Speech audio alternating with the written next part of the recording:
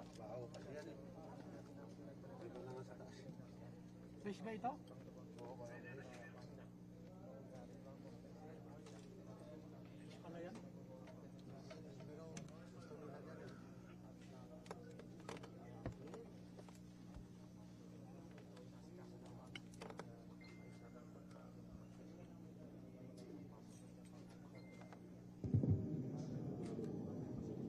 Good morning, everyone. Welcome to the joint press conference of the Department of Justice, the Department of Interior Local Government, the National Bureau of Investigation, and the Philippine National Police. My name is Yusek Marge Gutierrez from the DILG, and together with ASEC Nico Clavano, we will be moderating this press conference. So I would like to acknowledge the presence of the officials who are here with us today. We have DOJ Secretary Christine Boying C. Remulla, of course, my boss, DILG Secretary Benjamin Benhar C. Abalos, and BI Director Medardo G. De Lemos, Chief PNP General Rodolfo S. Azurin Jr. We also have General Janelle Estomo, Police Brigadier General Kirby John Kraft, and Police Colonel Jaime Santos. I would also like to acknowledge the presence of the other undersecretaries and assistant secretaries here with us today. We have Yusek Lord Villanueva, Yusek Nicholas T, Yusek Raul Vasquez, and also ASEC Arthur Malvar. So we may now hear the opening statement of Secretary Remulla. Thank you. I actually have no opening statement for today. I just want to go through with this. I think we've filed the case already. The case has been filed with our prosecutors, and from there we will proceed with the case proper, and hopefully this issue will be laid to rest the way that it should be when a crime is committed against a citizen of the Republic of the Philippines, and especially this time we're talking about a member of media who was felled by an assassin's bullets last October 3, or a little more than a month ago. So I'd like to give the floor to Secretary Abalos. Unang-una, magandang umaga po sa inyong lahat at sa lahat po ng mga nakikinig. Alam niyo, ito'y makasaysayang araw. At gusto kong pasalamatan ng kagawaran ng opisina ni Secretary Remulla, ng mga NBI, and of course ng Philippine National Police. Siguro iilan lamang ito sa iilang kaso na kung saan talagang nagtulungan ang NBI at ang PNP para talagang resolbahin ang kasong ito.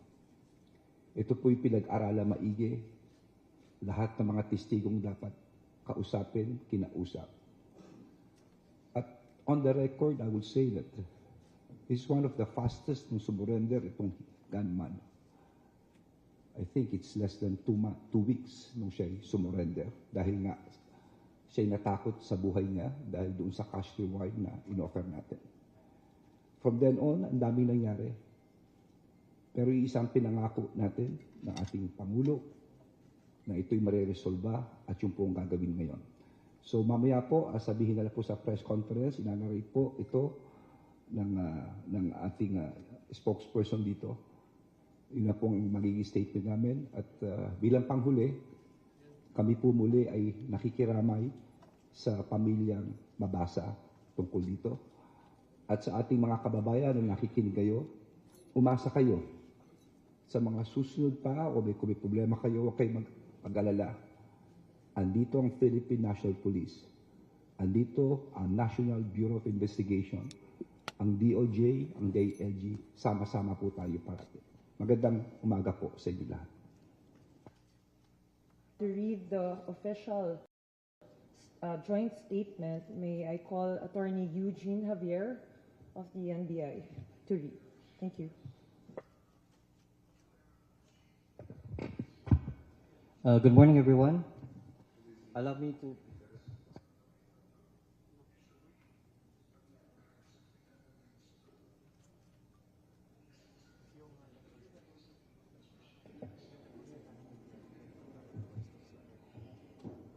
Sir? Good morning, everyone. Allow me to deliver a brief, not so brief statement. From the very beginning, the tragic shooting of Percy Lapid indicated that it was part of a larger scheme stemming from a deeper motive.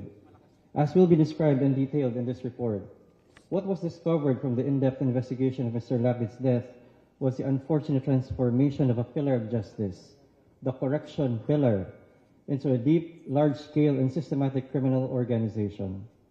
Thus, this presentation will show that a criminal organization exists and is embedded within a government office, and that office is none other than the Bureau of Corrections, which controls what the United Nations Office on Crime and Drugs describes as the biggest mega prison in the world. Percival Caragbabasa was born on March 14, 1959. He is better known as Percy Lapid.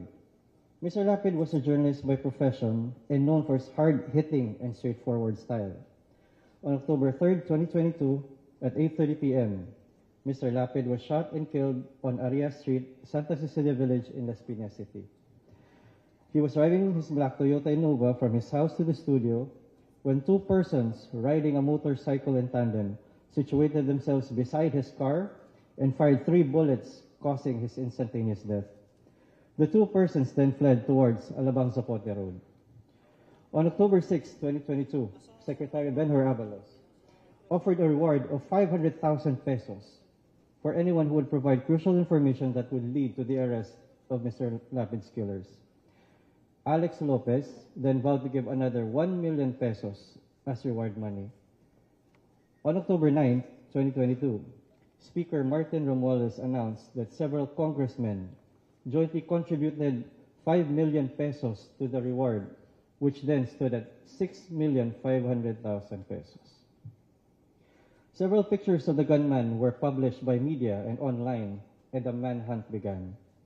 It was on October 17, 2022, that the gunman, by the name of Joel Escorial, surrendered to the police as he feared for his life, given the reward out and the publicity of the case.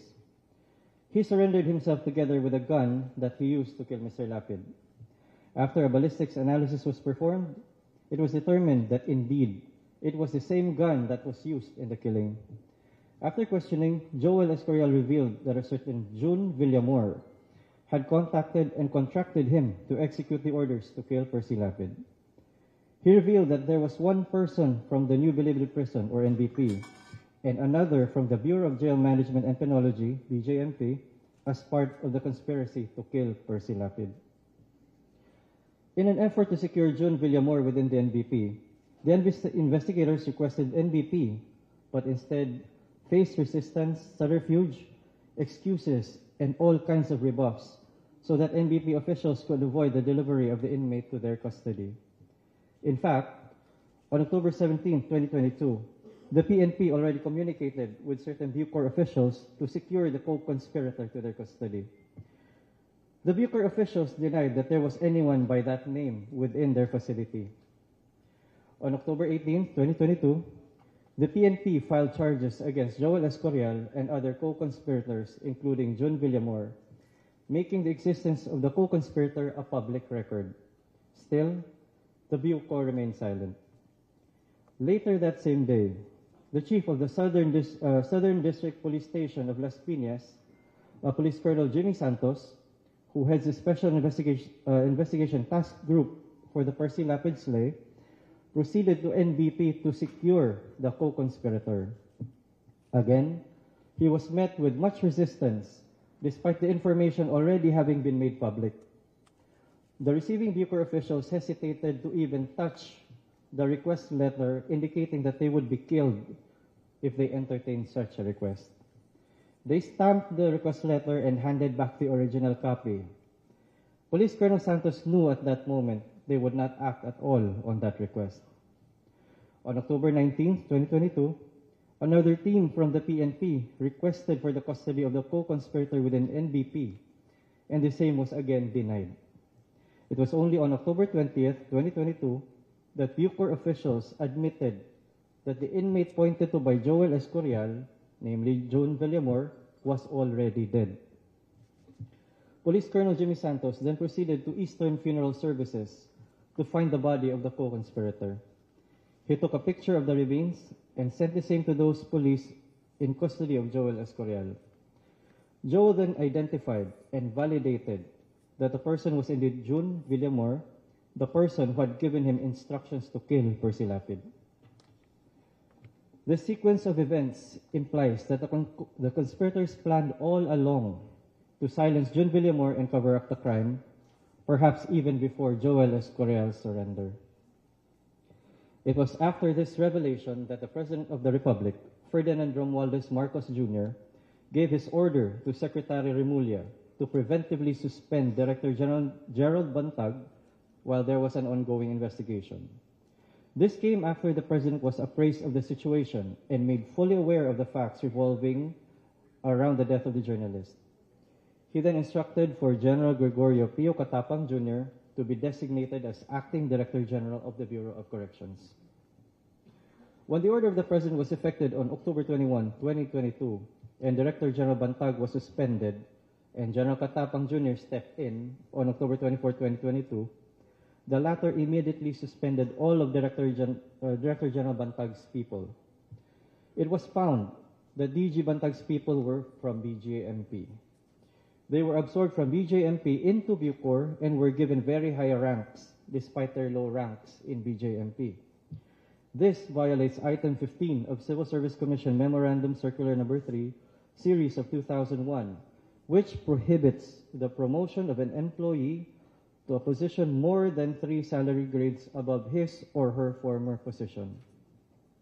On the very same day, the sister of the deceased co-conspirator, June Villamor, surfaced and sought help from Senator Raffy Tulfo. Since the senator was in Geneva at this time, it was his brother, Secretary Erwin Tulfo, who took custody of the sister and brought her to the Department of Justice for her to share the information that she had. Upon arrival at the department, she met with Secretary Remulla to share Facebook Messenger messages she exchanged with her deceased brother before he died. She showed messages sent to her at exactly 11:59 a.m. of October 18, 2022. In those messages, it was revealed to her by her deceased brother that if he were to die, the following gangs and persons would be behind it: Commander Alvin Labra of the Batang City Jail Gang, Commander Alfie Peña Redonda of the Happy Go Lucky Gang, and Commander Aldrin Galicia of Sputnik Gang. This declaration may be considered as a dying declaration of the late June Villamor. The most relevant portion of the exchange reads, and I quote, "Te, ingatan mo itong sasabihin ko. Ilabas mo lang ito pag namatay ako dito. Kailangan walang makaalam nito hanggat buhay pa ako. Pag nawala ako, iparating kay Joel na ang sugo tulo na Commander Didi, Sputnik, Happy Go Lucky at BCJ. Tikang sa opisina ang sugo sa era, Commander Aldrin, Commander Labra, Commander Alfie. Basta ingatan mo yan na walang makakaalam hanggat buhay pa ako. Ayaw na damo pangutana." End quote. Translated to Tagalog, it reads, "Te, ingatan mo itong sasabihin ko, ilabas mo lang ito pag namatay ako dito. Kailangan mo lang makakaalam nito hanggat buhay pa ako. Pag nawala ako, iparating mo kila Joel ng utos nang galing sa commander ng Sputnik, Happy Go Lucky at BCJ.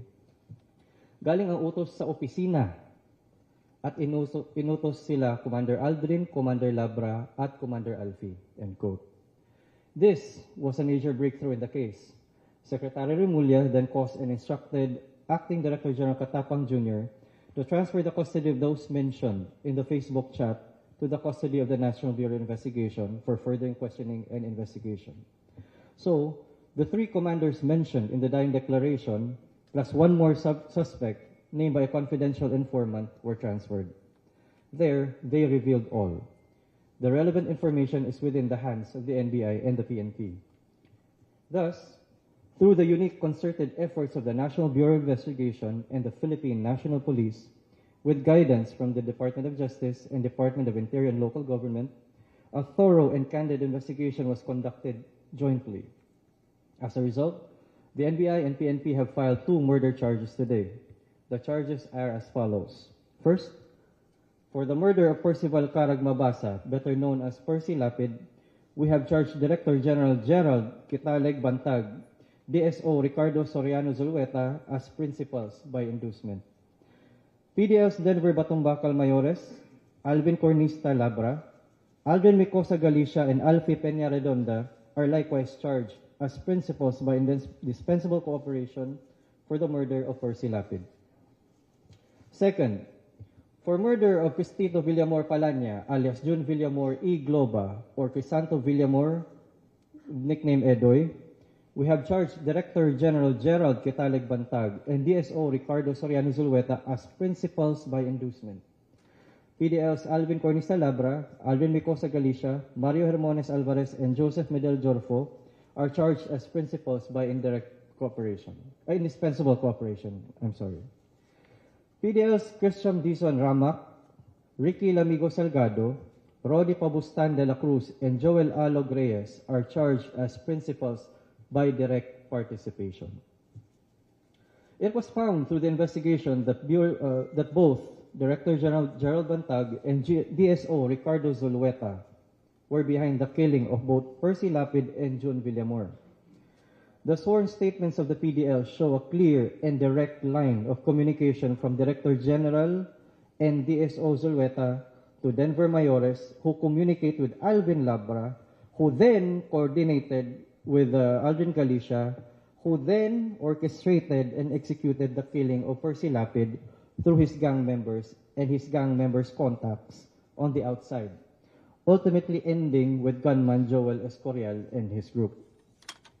With respect to Jun Villamor, the same sworn statements of the PDLs show a similar clear and direct line of communication from the Director General and DSO Ricardo Zulueta to Denver Mayores, who communicated with Alvin Labra and then coordinated the same with Aldrin Galicia, who then orchestrated and executed the killing of Jun Villamor through his gang members.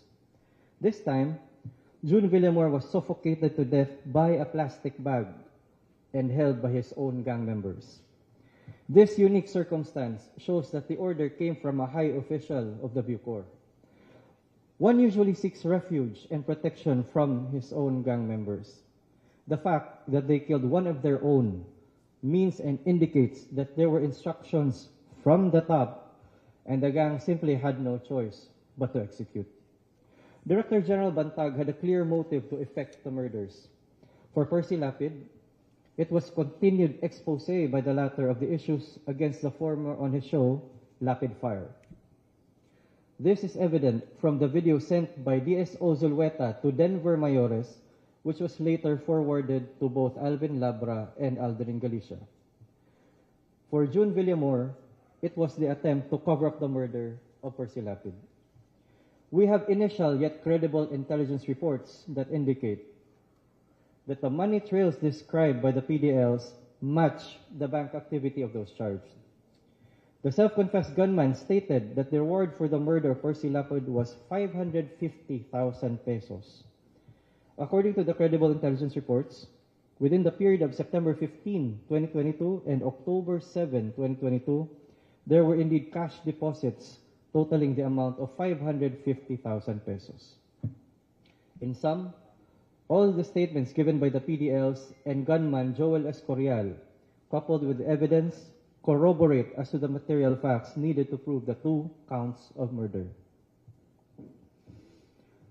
All departments and agencies involved in this case extend their heartfelt condolences to the families of the victims in these 2 cases.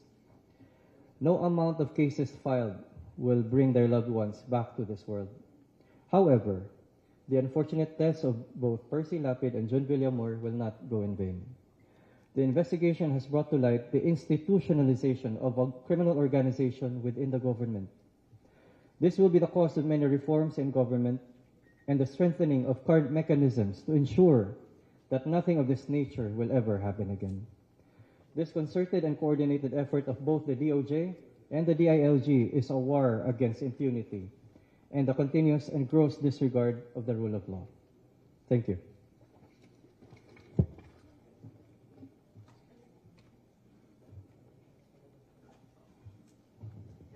Thank you for that, sir.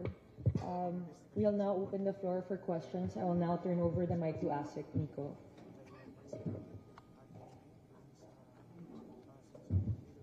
Good morning. The floor is now open to the media. Just as a reminder, kindly raise your hands and wait for an acknowledgement before proceeding to the microphone. Actually, in fact, there are 2 representatives from the DOJ who will be going around with microphones. Please identify yourself and the entity that you belong to before asking your question. Please also indicate the person to whom you are directing the question to. You are allowed 1 question and 1 follow-up to also accommodate the others. Thank you. We're open for questions. Yeah. Hi, good morning. Nico Bawa from ABS-CBN News. I'd like to know if there was a clear link from Bantag to the commanders about the order to kill Lapid and Villamor. I understand that some of them simply alluded to or implied that he was the mastermind. But other than those testimonies, are there other things that could, or pieces of evidence that could link to Bantag and Zulweta? Secretary Mulia would like to answer your question, sir.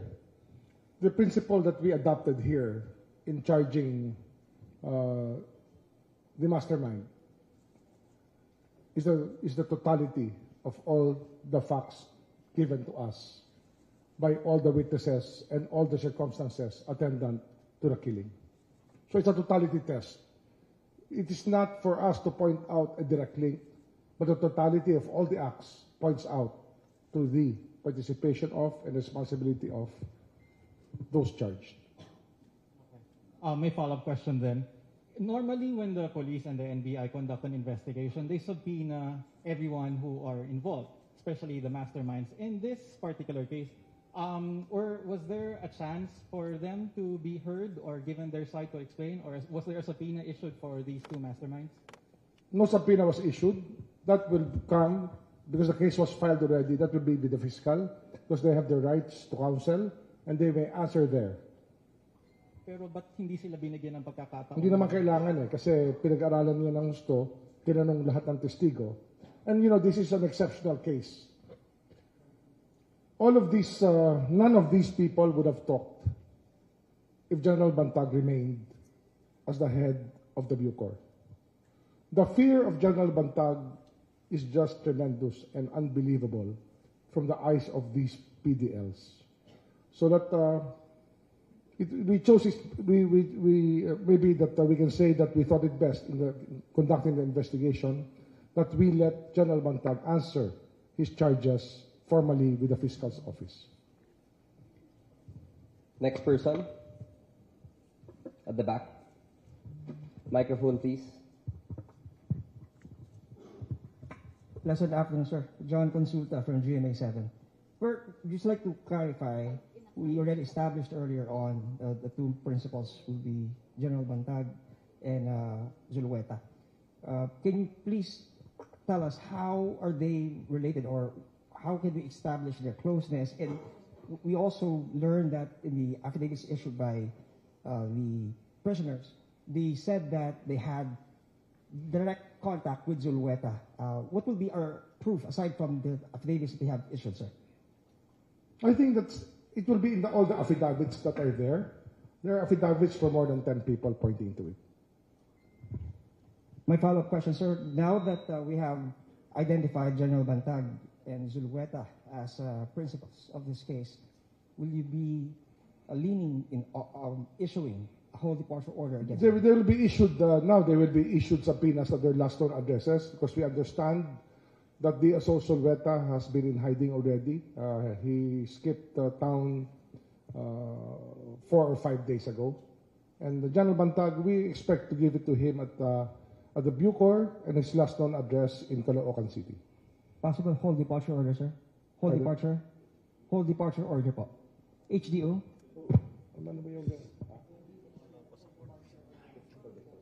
Well, it's what you call a lookout order. If somebody wants to leave the country, it's a lookout order that we issue. And I think that's the way that the law is enforced in our country. Next person. Thank you. Thank you. To the left. Cecil Morelia, sir, of the French News Agency. You portrayed Mr. Bantag's group as a criminal organization. Could you tell us what other crimes did they commit? And I'm particularly interested in whether they had any role in the killing of the PDLs who testified against former Senator De Lima. Well, I will not go to the case of Senator De Lima here. With the criminal organization, I would say that the beer that was found, that was surrendered by the people, the drugs, the computers, the telephones, the weapons inside Bilibid, is a very, very strong indication of the presence of a criminal organization with a centralized purchasing system, a centralized way of doing contraband selling and contraband work within a prison system. I think that that itself would tell you that there is a criminal organization lurking within. My follow-up, sir. How long has this criminal organization existed, and how many people have been killed by this group? That's what we are accounting for now. In fact, one of the things that surprised the investigators in this case was the fact that when they went to Eastern Funeral Homes for the autopsy, the first autopsy conducted by the NBI, they were surprised to see more than 30 corpses inside the funeral home. This is now being studied by the police. And we want to know how all of these people died, the cause of death, and the circumstances surrounding their death. But the presence of the criminal organization, we cannot tell now. We will study it, and maybe we can know how long this has been going on. But definitely, there has been criminal activity going on inside the National Bilibid Prison. Next. At the back. Morning, everybody. My name is Nancy Carvajal with Politico.ph. And my question is whoever can would like to answer. With all due respect to the investigators, the NBI and the police, sir, yung kasing affidavits and the statements of the PDLs, some are saying that it's weaved, yung very coherent, and in fact, iisa yung tono na pinupuntahan, and also apart from the statements, although Nico had asked this earlier, what else do you have that could really link General Bantag, and Zulueta is fine because he was really named, and there were many instances that he really talked to them, but merong cut, sir, there was a layer of General Bantag, and you said of the statements, talagang siya lang ang no one can order it. So if no one can order apart from Bantag, sino pa yung, would you say na meron pa bang sa taas o ni Bantag? Kasi marami rin namang, remember, merong 160 people na they feel slighted of Percy Lapid and broadcasts. Tapos, the second question would be the allegations of graft and corruption of Bantag, sir. Nasama ba yan sa investigation as motive ng pagpatay? Well, I only have one answer to what you said. No? It's the totality of all the statements. I think that we have to stick to that because it is the truth. It is the totality of everything. Yeah, but apart, sorry sir, medyo makulit na talaga ako. Yung apart from the totality, we heard that, yung statements. And I'm going to repeat it again. It's the totality. Just that. Totality, yes. Just yes, that. Yes. No other physical evidence na. Just well, statements. we will. There are still things that we have to ask. We're 95% closed, but there's 5% that we want to find out about this. Yeah. Thank you so much. Next. And congratulations. Yes, Jairo. Hi, good morning. Jairo Boledo from RAPPLER. I only have one question because natanong na po yung sa higher up. General Bantag already said na hindi siya magpapakulong. Meron pa siyang non-verbatim po na word na parang magkamatayan na lang daw po ng gobyernong ito. Ano po yung mga measures na gagawin natin aside from the HTO para ma-ensure natin na magiging accountable si Director General Bantag for this crime, alleged crime? Thank you. We will furnish him documents that he can defend himself with, so that he can be informed of all the charges against him and all the testimonies against him, so he can answer intelligibly. We will give him due process. He will have the right to counsel, as all people are entitled to the right to counsel. Besides that, all of these words are not within our grasp. Kami ho rito, law enforcement po ang iniisip namin. Hindi ho kami nag-iisip ng iba. Pinapatupad lang po namin ang batas. Wala ho kami ibang motibo rito. Kung ano pong mangyari na sa proseso, alam naman natin, may proseso po ito. May karapatan ng isa para sagutin ang bintang sa kanya. Kung ano ang maging desisyon, kailangan ipapatupad po namin ito. At andyan po ang NBI at PNP para ipatupad ang magiging desisyon po rito sa kasong ito. Next. Yes, ma'am. Hi, sirs. Linawin na po namin yung motibo sa pagpatay kay Percy Lapid. Kung ano po yung, kumbaga, malinaw na motibo dun po sa pagbabanat po niya? Ang unang-unang sinabi na namin sa statement, nung unang simula pa lang, nung inuutos pa lang ito, pinadala na yung video ni Percy Lapid sa mga gagawa ng krimen. And sir, yung mga inmates po, yung sa mga dating kaso, I know natanong na kanina, pero not specific sa kaso naman ni Secretary de Lima, pero meron bang mga nabanggit, for example, na previous cases involving Bantag and Zulueta in connection with deaths dun sa iba pang mga prisoners doon? Yan po, susuriin din namin muli. Kasi nga, marami hong tanong na lumalabas. Kasi marami hong nagsasalita ngayon na hindi nagsasalita dati. Marami hong impormasyon na pumapasok habang tayo po'y naririto.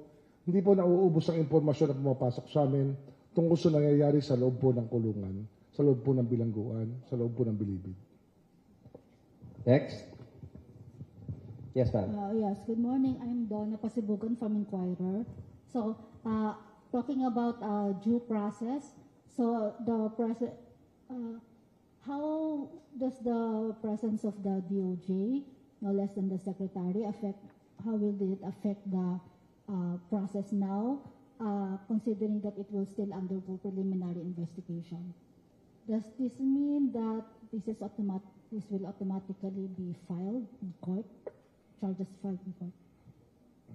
This will be evaluated by the prosecutors. I do not meddle with the work of the prosecutors.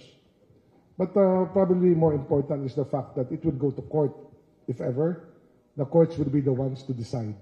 The prosecutor's job is really executive in function and not judicial. Mayroon kasing iniisip natin minsan na ang PI is like a judicial process. No, it's an executive process. And that has to be done by the fiscals, not by me.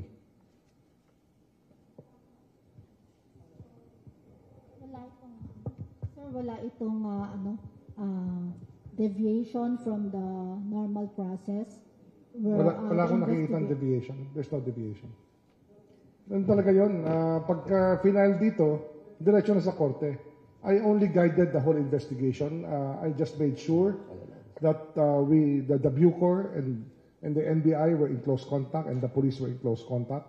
That is the role that we play dito. It's a leadership role that we play as secretaries of DILG and Secretary of Justice. Sinisigurado ho natin umaandar po lahat ng makinarya ng gobyerno for public interest. Okay, we'll be entertaining two more representatives from the media. First, yes, sir. Yes, Mike, please. Sir, Benjamin Pultapov sa Philippine News Agency. Sir, tatluhin ko na yung tanong. First question is, would you like to reply to the insinuations made by General Bantag that efforts were made to oust him as early as August this year? Tapos, second question ko, sir, yung seemingly contradicting autopsy reports, will they both be included in the investigation or will one be excluded? Hindi, kasama pareho yun. Do you want me to distinguish between the two? Yes, sir. Yung conflict lang, sir. O sige, yung unang autopsy report was done without the knowledge of the dying declaration and without the affidavit of the persons who knew about how Villamor was killed. NBI came in blind when they did the first autopsy. The second autopsy was guided already. We gave all the information available already because this was done a week after the NBI. So when Dr. Fortune conducted her autopsy, she already knew about the dying declaration and she already knew about the affidavit of the persons who were there when the killing happened, the killing of Villamor happened. So there's no conflict between the two. Sir, yung first question ko ulit, yung Mr. Bantag is claiming persecution. Tapos yung third question ko, sir, yung biglang sir, yung first question na lang muna. The persecution, I don't think that's within the within our realm, no? Kasi persecution is not the game of the DOJ. We are here to seek justice. I don't think that somebody who is the Director General of the Bucor can be persecuted. It is one of the things that does not happen. And if you look at it, he will probably be the highest official of this land ever charged with a case of this gravity. It just has to happen. Hindi tayo namimili rito, wala tayo sinisino. Last question. Sir. Yes, sir. Sa DCRS po si Boy Gonzales, paano natin mapipigilan lumabas ng bansa yung mga respondent kung lookout bulletin lamang kung wala tayong hold departure order? At isa pa po, may gumaandar na ho ang batas. Sa lookout bulletin pa lang umaandar na po ang batas. Huwag kayo mag-alala. Magkakaroon po ba ng panel para mapabilis ang investigasyon ng DOJ? Depende na ho yan sa mga prosecutors if they find it necessary para ma-interpret nila lahat ng ebidensya. Maybe they can create, we can create a panel para mapabilis itong proseso. Okay.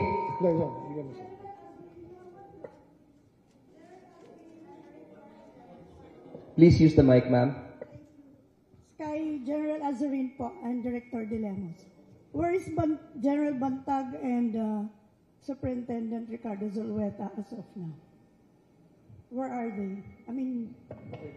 Mama, as mentioned earlier, si Mr. Zulueta he has been into hiding few days ago pa po. For General Bantag, ma'am, wala pa naman pong arrest warrant, so I think he's still free to roam around. We just have to find out the exact location po niya. Okay, thank you so much. We hope the yes, sir. Nag-exert ng effort ng NBI para mo-locate si Zulueta. And we were informed that he went on AWOL. Wala na siya. Pero hindi humihinto yung ating efforts to locate him. Si General Bantag naman, wala pa naman siyang warrant of arrest, kaya minomonitor lang natin at para malaman natin later on kung saan yung kanyang whereabouts. Thank you very much. We hope the secretaries and resource persons have sufficiently answered your questions despite the time limit given. We would like to invite Secretary Abalos to give his closing statement. Well, number one, I would like to thank the NBI, the DOJ, the PNP, for the resolution of this case. I'm calling out to Zulueta. Zulueta, sumuko ka na. Just like ito nung una, sumuko itong gunman because of the fear of his life. Hindi malayo mangyari sa iyo ito. So you think things over. Martes. So again, I'm pleading to Zulueta to just surrender right now. Just like the gunman who surrendered.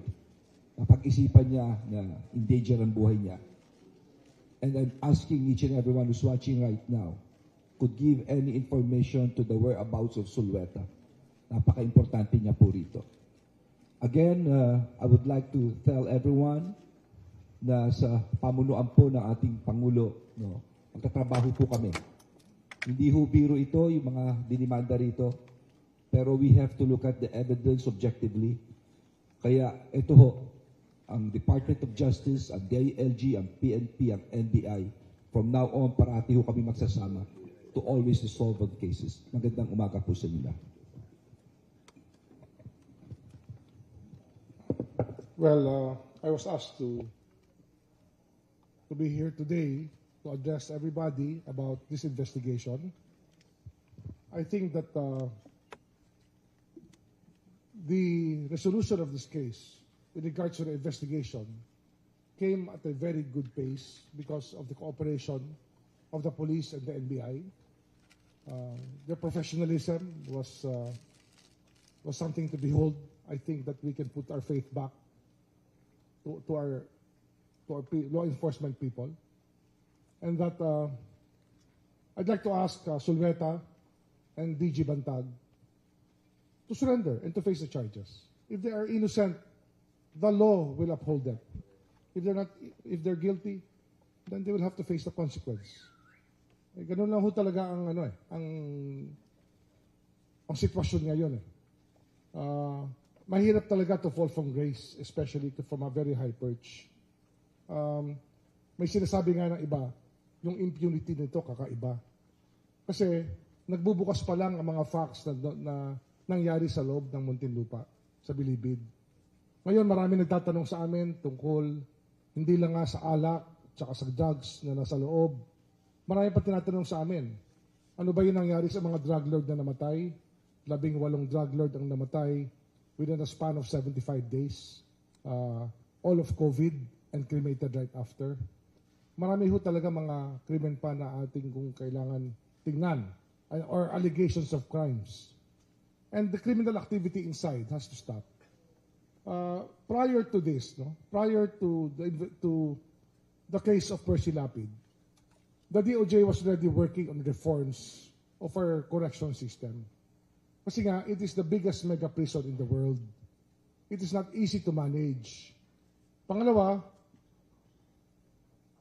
ang talagang trend ngayon sa penology ay talagang i-cut down na ang sizes ng mga prisons or mga piitan, mga kulungan to a maximum size of 2,000 to 2,500 people. Ito po na-propose na natin ito. Kaya nga, ito po meron na hong ginagawa ang DOJ dito. Matagal na. Kasi ito nga ang produkto ito talaga ang problema na na-identify na nung araw pa. So, we have to move on from this. We have to learn our lessons from this.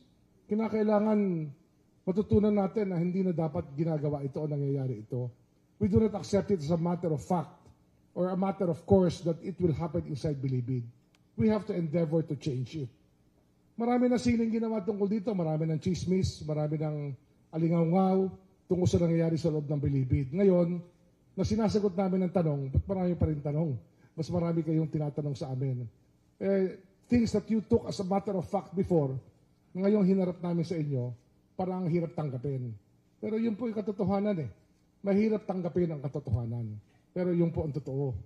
Wala ho kami mapapala rito mag-invento ng uusigin. We will not invent, we do not want to persecute anybody. Believe me, wala ho tayong gustong apihin dito. Nilalabas namin ang pruweba na ibinigay sa amin ng mga tao na sasalita na may kaalaman sa mga pangyayari sa loob ng bilangguan. Tanggapin natin po na ganun ho talaga. Mahirap tanggapin ang katotohanan. And this is the truth. We have no motive here but to unmask the truth so that justice may be done. Maraming salamat po. Thank you very much. With that, we end the joint press conference of the DOJ, DILG, NBI, and PNP. We would like to thank everyone who has graced the event. A good day to you all.